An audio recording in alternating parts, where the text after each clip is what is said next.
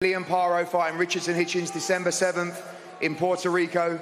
The winner of that fight, we want to put that straight forward to them to fight Jack Catterall next. For me, this WBO belt, he should be #1 with the WBO. I would love to bring Teofimo Lopez to Manchester as well and give him a good ass kicking. So Jack Catterall beats Regis Prograis, unanimous decision in Manchester, England. And let's talk about this fight. So obviously, as you saw, Jack Catterall and mainly Eddie Hearn called out Teofimo Lopez after that fight. And was this really the performance from Jack Catterall to call out those big names at 140?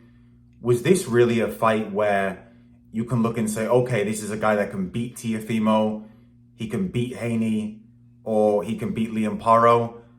I really don't think so. 2 judges gave that fight to Jack Catterall by 7 rounds, and 1 judge gave it to Jack Catterall by 9 rounds. Never in a million years was that a 7 or a 9 round fight to Jack Catterall. No way.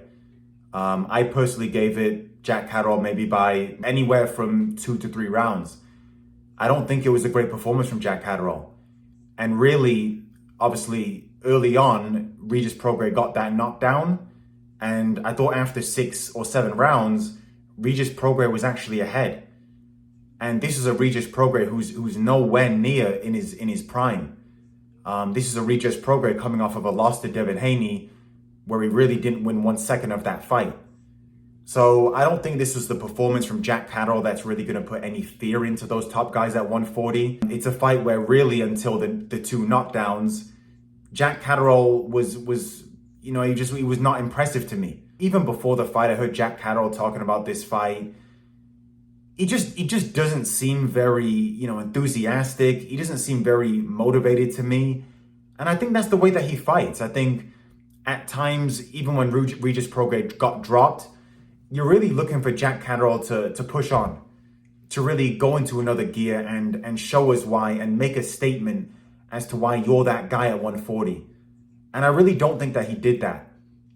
And this is, and this is just another performance from Jack Catterall where he just has not put an exclamation mark on the performance. I think against Jorge Linares, you fought Jorge Linares, who is 40 years old, completely out of his prime. You didn't make a statement against him. You didn't make a statement against Josh Taylor. You made a fight where you could have won it quite easily. You made that fight competitive.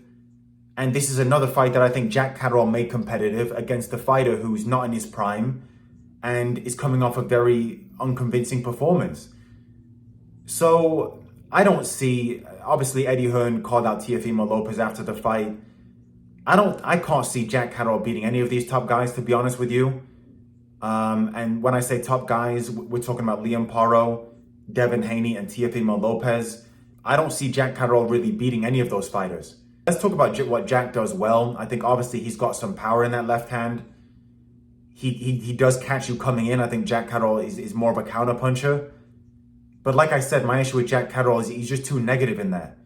Too many times he's allowing Regis Prograis to dictate, outwork him. And really, I wanted to see Jack Catterall get behind that jab and push Regis back. Go on that front foot a little bit more. I think in a lot of these fights, Jack Catterall has the opportunity to go on the front foot and really make a statement, but he decides not to do it. And instead, he decides to make these fights competitive and, disregard those judges' scorecards because that fight was a lot closer than what they saw. So, in my opinion, a very disappointing fight from Jack Catterall. As for Regis Prograis, I do see that probably being his last fight. This is a guy who's, nowhere near in his prime, and he's really coming off of 3 poor performances in a row. 2 defeats, and even the fight before Haney, I thought Regis was quite lucky to win that fight in New Orleans. So as for Regis Prograis, I do think that this could potentially be the end. But as for Jack Catterall, like I said, I mean, it's looking like maybe a Liam Paro is next. The winner of Liam Paro against Regis and Hitchens. And I actually would put Jack Catterall an underdog in against whoever he fights in his next fight, because I'm not seeing a fighter who's really putting any fear into these top guys at 140. I'm seeing a guy with decent boxing ability, but for some reason, I think there's something missing with him. So look, Jack Catterall gets the win. Obviously, it's always the most important thing, but not a performance to write home about.